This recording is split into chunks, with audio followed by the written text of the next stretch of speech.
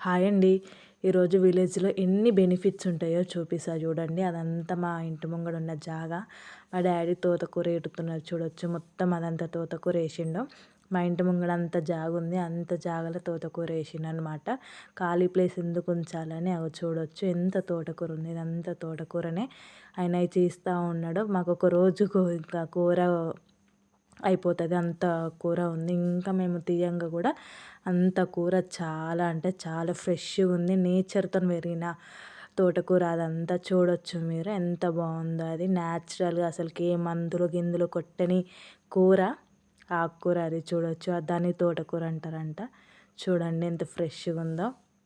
అక్కడ తంగడి పువ్వు ఉంది. ఇంకా బతుకమ్మకు పూడ్చే పువ్వులు ఉన్నాయి చూడొచ్చు. తంగడి పువ్వు కూడా ఎంత ఉందో ఇక్కడ. మళ్ళీ ఇక్కడ బతుకమ్మలు పేర్చే పువ్వు కూడా ఉంది. చాలా అంటే చాలా ఉంది. అదంతా మా డాడీ తీసేదంతా అదే తోటకూర. చూడొచ్చు ఎంత ఫ్రెష్‌గా ఉందో చూడండి. ఎంత బాగుందో అసలు చూస్తూ ఉంటే చూడవద్దు అయితే ఎన్ని బెనిఫిట్స్ ఉంటాయి ఊర్లో ఉంటే. అదే సిటీలో ఉంటే ఇంత కూడా అసలుకి మనకు స్పేస్ ఉండదు. గాలి ఆడకుండా అంత ఇరుకులో ఉంటాము. ఒక్కసారి విలేజ్‌కి వచ్చి చూడండి ఎంత ఫ్రీగా ఎంత ప్రశాంతంగా ఉంటారో అసలుకి.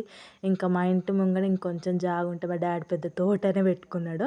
టమాటా చెట్టు, పచ్చిమిర్చి చెట్టు, మళ్ళీ ఇంకా చాలా చెట్లు పెట్టింది దాంట్లో. ఆ పువ్వులతోని రోజు పూజ చేస్తాడు ఆయన. ఇంకా శంఖం పూల చెట్లు కూడా ఉన్నాయి చూడొచ్చు మీరు.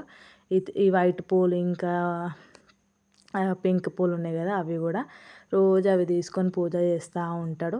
ఇంకా చూడొచ్చు మైదాకు చెట్టు. అబ్బా ఇది మేము మైదాకు పెట్టుకొని రోజే ఉండేది. ఫుల్ మైదాకు మా ఇంటి ముంగడ అయితే. విలేజ్లలో అయితే ఇన్ని బెనిఫిట్స్ ఉంటాయి. అసలు సిటీలో అయితే చెట్టు ఉన్నా కానీ తెంపుకొనియ్యరు. మా చెట్టు తెంపుకోకండి అంటారు. దోసకాయ చెట్టు కూడా ఉంది చూడొచ్చు ఇక్కడ. Please like, share and subscribe to my channel.